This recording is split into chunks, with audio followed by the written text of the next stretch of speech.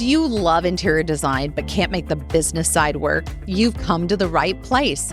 Welcome to Success by Design, mastering the business of interior design. Whether you want to elevate in your current interior design firm, start your own firm, or move the needle when it comes to your existing firm's trajectory, this is your masterclass, and I'm your host, Katie Erickson. Learn from my mistakes as I built a coast-to-coast, multi-million-dollar interior design firm. I share nearly 20 years of serving as a university professor of undergraduate and graduate business courses with you. And best of all, I bring in experts in all things business and interior design. Class starts now.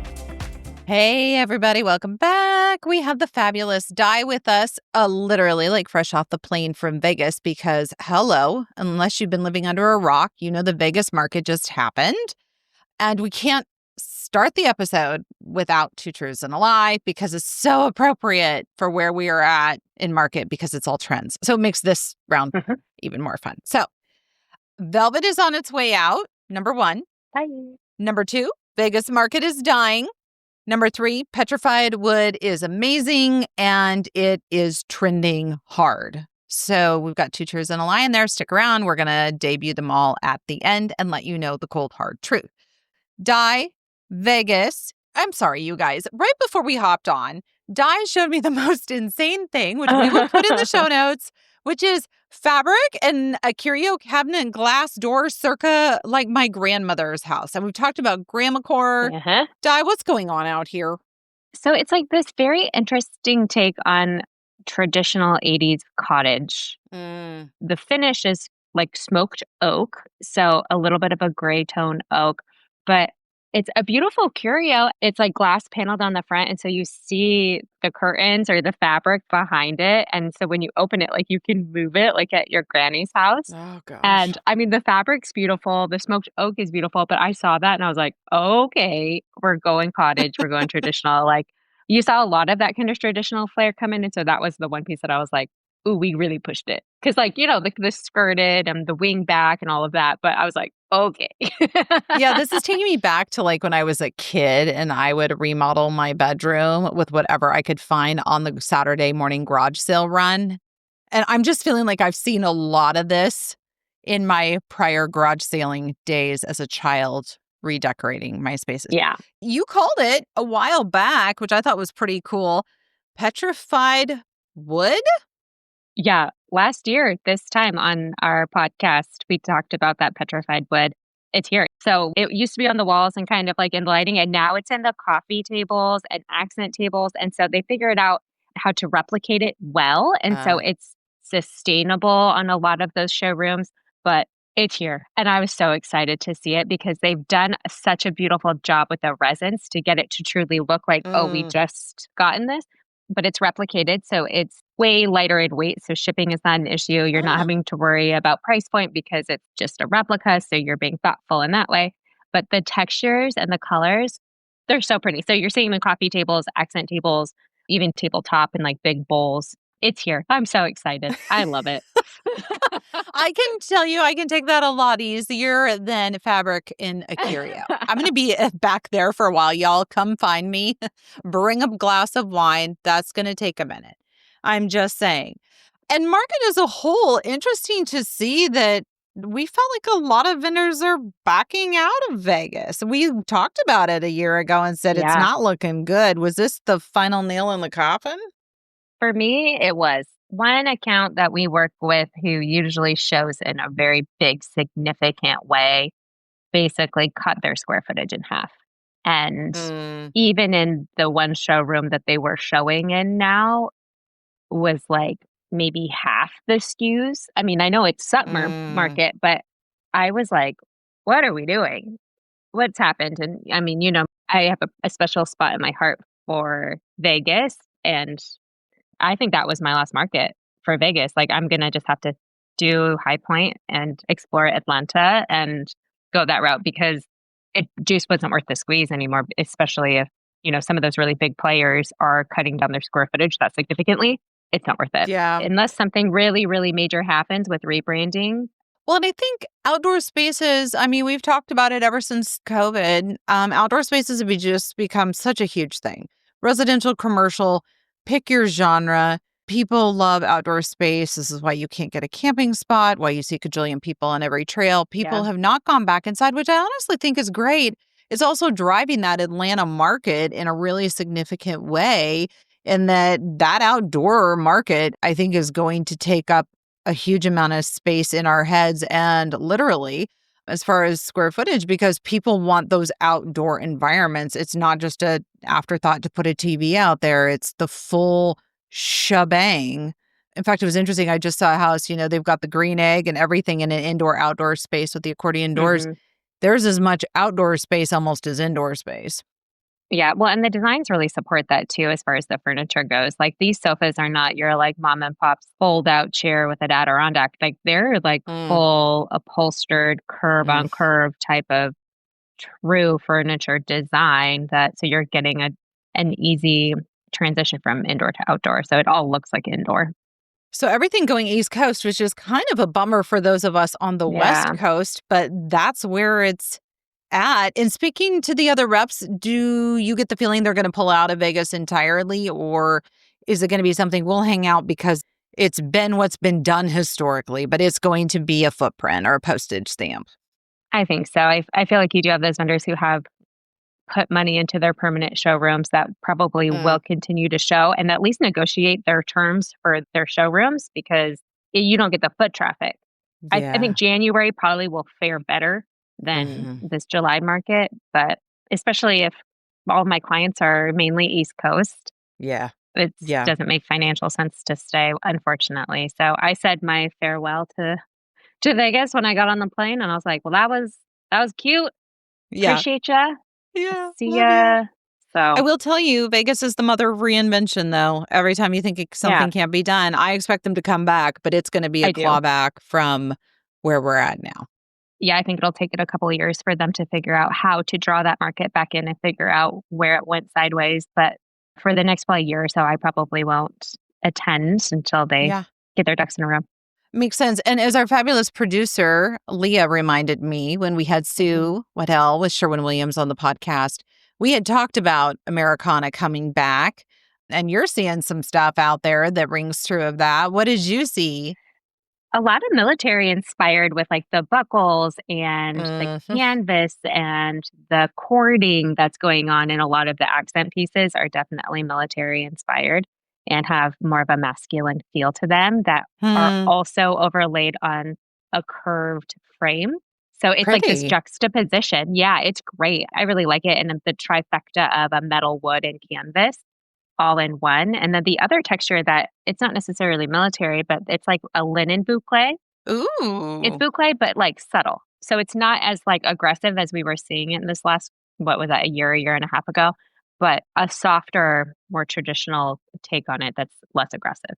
Yeah, military, I'm here for it. I like the buckles. I like all that stuff. So, Yeah, it adds a fun new layer, a fun new dimension to it. I'm here for all of those textures. And the conversation reminds me of the conversation we had a couple years ago with Nella Morelli, who said, mm. "You're going to see boucle. It's going to go to a linen format." Those are his exact words, what you just said.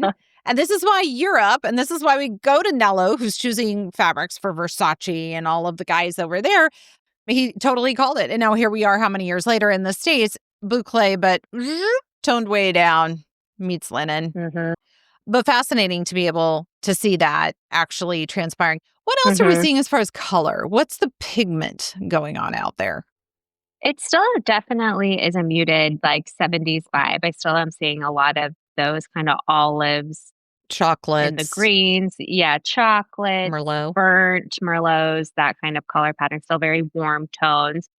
We did Okay. see a little bit of a sprinkle of like a sky blue color, so something Mm-hmm. a little bit brighter that you definitely see in fashion in a very real way for like right now. But we saw a little bit of that in the accent pieces and pillows and textiles and rugs. Almost like a denim. A denim, but not as grainy, like more of a pastel. Gotcha. And so that was in a lot of the rugs and textiles that we were seeing. I do like it. And I think it's a nice Mhm. way to come out of the navies. As far as upholstery, we've done navy for so long. Greens, do we see the greens? I know when we did High Point, it was a lot of greens and apricots. Yeah, the green is kind of cooled it. I didn't see a ton of like new green out there. I saw a Okay. little bit of jewel tone in it, but it Yep. wasn't as heavy as it had been. It's definitely transitioned into more of like the warm browns and more of the burnt yellow, burnt orange. I know I'm loving that like mustard, the burn mustard. I don't know why, but I'm there for that. And the Merlot, the Hmm. combination of those both being warm but complementary. I Hmm. don't know. I really like it. Biggest surprise besides the fabric in the curio. Can we- yes, folks. Katie is still back at the fabric in the curio. Okay. What else do we got besides that made you stop and go, well, is this a blip or is this a trend? The piping. I saw a lot of piping on Okay. sofas, accent chairs, and I even saw it on some bed frames, which I Ah. adore. It's a contrast piping. So it's Mhm. not just a different texture, but true contrast all the Oh. way on the headboard, all the way on the footboard, on the rail. I saw it on dining chairs, regular sofas. The high contrast complementary color patterns were Mm. really prevalent. And I feel like I started to see that kind of in lighting about 6 months ago.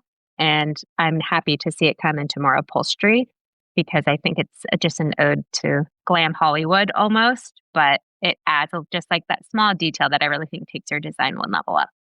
It's interesting. I was just thinking as you were saying that, I'm like, it's amazing where our piping has popped up. Look at all the baseball caps. Hmm. All the baseball caps have Yeah. the piping, but it's just like interesting. It's like across the board, everyone's loving the accent for it. Any vendors that you're like, wow, like didn't expect to see you here? And I realize that's kind of a loaded question because Vegas is dying. So you're like, a lot of them were probably not there. It was probably your bread and butter. But was there anybody who took your breath away? Honestly, not really because everyone just looked so like we're here because we have to be. And, like this is fine. But the effort Mm-hmm. that went to visuals, I mean, Four Hands, I think still did it well. Their permanent showroom, I feel like in both High Point and Vegas, it's done exceptionally well. Their showroom was beautiful. And that's where we saw a lot of those traditional accents come back in and a lot of the play on more of like the 80s type of color palette traditional. Their showroom was beautiful, but I think they were really the only ones that I was like, "That's what I'm looking for," and everyone else was just kinda like, "Hey, wait, this is the same stuff we had. Why invest?" And I don't blame them, as far as, like, an investment goes. I want to talk decor and lighting. So we've talked side tables, we've talked accents, we've talked upholstery, colors, decor. Like when I was at High Point, it was horses last year. All the horses. What are we seeing? Sheep, we've moved on to sheep. Sheep. We've moved on to sheep. You heard it here first, folks. That was mainly in the artwork. I felt like I saw so many sheep and so many, like, different kinds of fluffy rams and that kind of thing. I'm like, "I don't know what's happening, but I like it." Like, and they were, like, in really contemporary black and whites and really large scale. So I took a bunch of pictures. It was black and white contemporary sheep in multiple showrooms, and it was great. Farm animal, but contemporary. Yes. So, yeah, Yes. Okay. So we're talking like horned sheep or just soft, both, you need to be shorn both. sheep? Okay, both. So we've got a masculine, Mhm. feminine Yes. juxtaposition going on. Nice. I did not expect to see that. I know. Every time I saw one, I was like, Okay, so right now I have like buckles on things, fabric behind curios, and sheep. It feels like it was really different. There's markets that you're like, okay, I see a skosh and a squish of this. And like that feels like a little take on that from last time, but this sounds like a deviation. Yes, it was definitely a market that felt weird as far as Yeah. everyone kind of was doing their own kind of internal thing with those, like, sprinkles of, like, all of those trends, but it was hard to, like, pick out what was.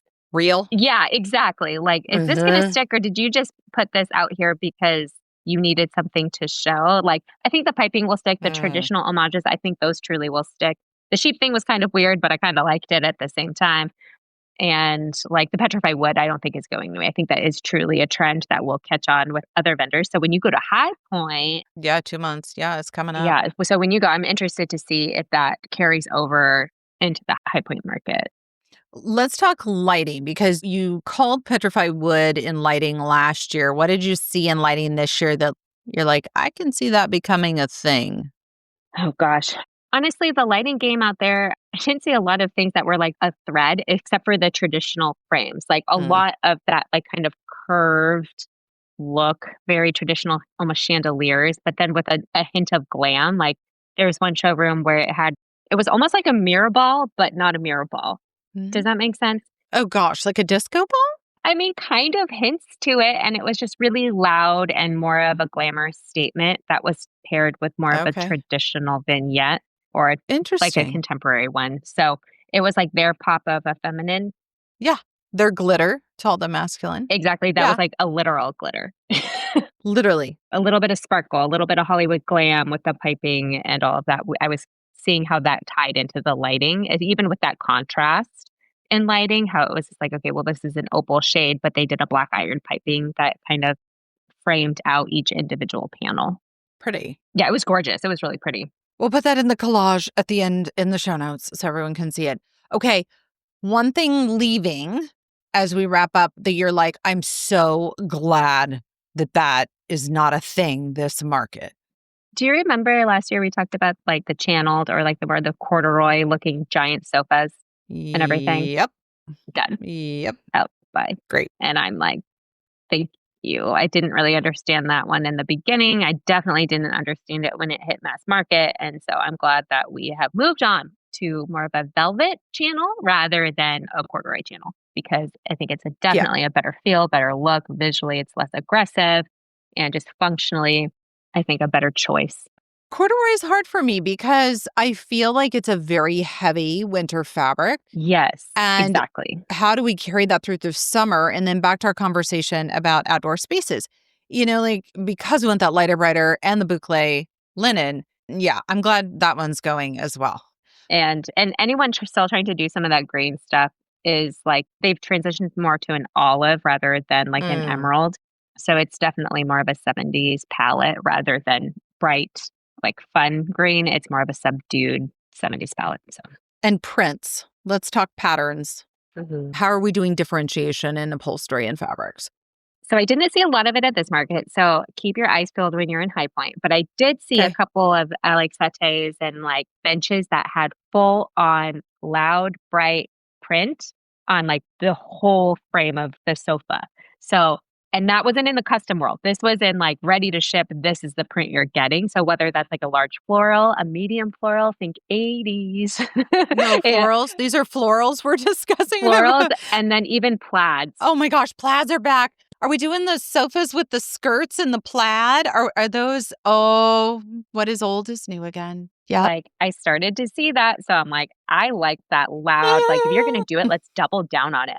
Let's just do it." I So, love it's you, like the Di. skirt with the large print, with the piping, and I'm like, "If you're gonna do art in a sofa, I mean, that's it. Like, if you have no walls and you just have windows, like, let's just put a printed sofa in there." It was great. I loved it. It was so loud and obnoxious. That's Love it or hate it, you're gonna remember it. that's true. It's a statement piece for sure.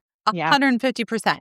And then as far as textures, velvet, gone, or we're just beginning to have it stay in the sun?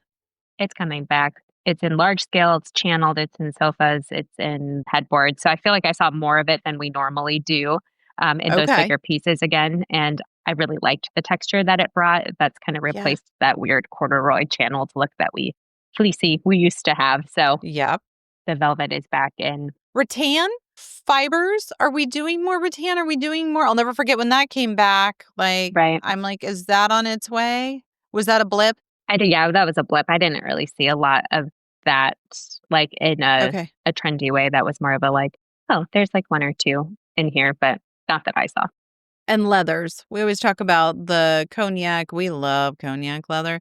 But are we still seeing a lot of leather? Like you just did a design that I loved that had the juxtaposition of the leather with the velvet. And I think that like masculine feminine energy combination is great. Leather still hanging out. Yep, leather's still hanging out. A lot of vintage leathers too. I feel like they're Mm, introducing to kind of give again that like kind of masculine military vibe. Like it just reminds me of like boots type of kind yes. of country, like worn in leather, not like a high polished contemporary leather.